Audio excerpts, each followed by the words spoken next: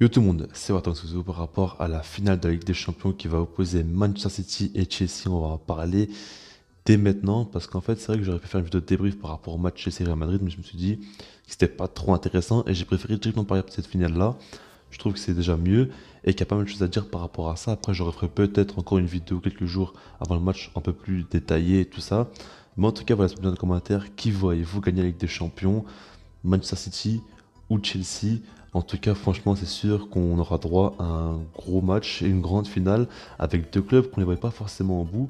En tout cas, moi, de ce que j'avais dit, c'est que Chelsea, à partir du moment où ils avaient tiré Porto, là, depuis il y a eu le moment où il y a eu le tableau là, j'avais dit que ça ne m'étonnerait pas qu'ils aient en finale. J'avais fait une vidéo même, est-ce qu'ils peuvent gagner avec des champions? J'avais dit que pour moi, ils ne gagneront pas avec des champions, mais qu'ils iront sûrement en finale. Et j'ai eu raison, tout simplement. Mais en tout cas, voilà.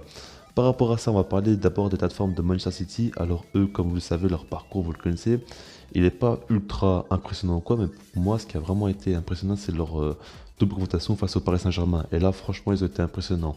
Parce qu'on a vu toutes les progressions qu'a fait cette équipe-là de City, même Guardiola, et c'est impressionnant quand même, parce que défensivement, c'est très bien, ils sont ultra solides. Et ce qui est fou, c'est qu'on a deux équipes très fortes défensivement, mais en fait, c'est différent, parce que Chelsea défend bien collectivement, mais City ils défendent super bien, mais par rapport à la ligne de défense qui est exceptionnelle et des individualités qui sont vraiment à un niveau incroyable. Walker, Ruben Dias, Stones et même Zinchenko, ils sont à un niveau et ils s'entendent super bien. La cohésion, elle est assez impressionnante aussi. C'est très impressionnant. Et après, City, ce qu'ils ont, c'est qu'ils ont bien évidemment une aisance technique assez impressionnante, ça se fait très bien, ils savent très bien garder la balle, faire tourner tout ça. Ils jouent sans numéro 9, mais ça fait qu'en gros ça permet beaucoup offensivement et défensivement pour l'équipe adverse c'est assez compliqué de défendre, mais franchement c'est une équipe quand même qui est très complète et qui peut jouer de plusieurs manières différentes. Ils peuvent aller prendre en contre, comme ils peuvent faire des attaques placées. Voilà, Guardiola vraiment a une équipe aujourd'hui qui est vraiment ultra flexible et qui peut montrer plusieurs visages.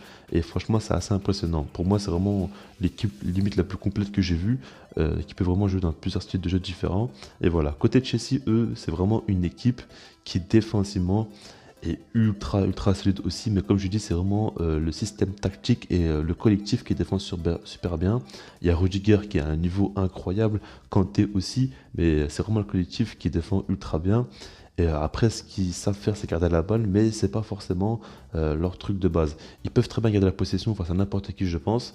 Maintenant, je pense que face à City, ils vont laisser la possession et plutôt partir en contre.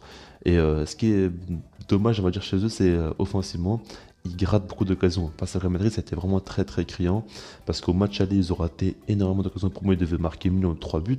Et au match retour, ça a été encore plus criant. Je pense que s'ils étaient efficaces devant le but, comme City par exemple, ils auraient pu mettre 4-5 buts facilement.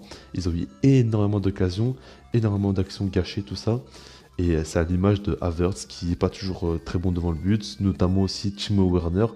Mais voilà quoi, offensivement ils ont des excellents joueurs, mais ça peut croquer pas mal de fois. Et ça c'est vraiment leur défaut. Ce qu'il faut savoir par rapport à cette confrontation-là, c'est qu'il y a eu une finale de FA Cup, enfin une demi-finale pardon, où Chelsea a gagné 1-0 et ils ont su éliminer City. Et ça c'est assez intéressant quand même, parce qu'il voilà, faut le noter, ça veut dire que l'ascendant psychologique est quand même du côté de Chelsea, c'était il n'y a pas si longtemps que ça le match aussi, donc voilà, ça c'est intéressant. Maintenant mon ressenti par rapport à cette finale-là, clairement moi je vois City gagner, parce que je pense que Chelsea, leur problème c'est vraiment offensivement concrétiser les occasions, quand on sait que City est très fort défensivement, contrairement au Real Madrid par exemple, qui avec beaucoup de retours de blessures, beaucoup d'absents, tout ça, des joueurs qui n'étaient pas vraiment à 100% non plus. C'était compliqué pour eux de bien défendre. Là, eux, City, ils seront prêts. Et pour moi, franchement, ils vont être bien plus efficaces défensivement. Chelsea aura beaucoup moins d'occasions. Et City, offensivement, eux, ils n'auront pas beaucoup d'occasions pour marquer. Ils ont quand même des joueurs d'exception en attaque. Des De Bruyne, des Mahrez surtout qui est en feu. Et voilà, ça risque vraiment d'être intéressant. Mais en tout cas, moi, je vois clairement City gagner. Je sens que Guardiola, c'est vraiment son année avec City. Et je le sens un petit peu au-dessus de Chelsea. Parce que Chelsea, pour moi, c'est une équipe qui doit encore un peu grandir. Ils sont pas vraiment arrivés à maturité. Alors que City, pour moi, ils sont clairement arrivés à maturité. Et après, voilà, ça reste mon avis.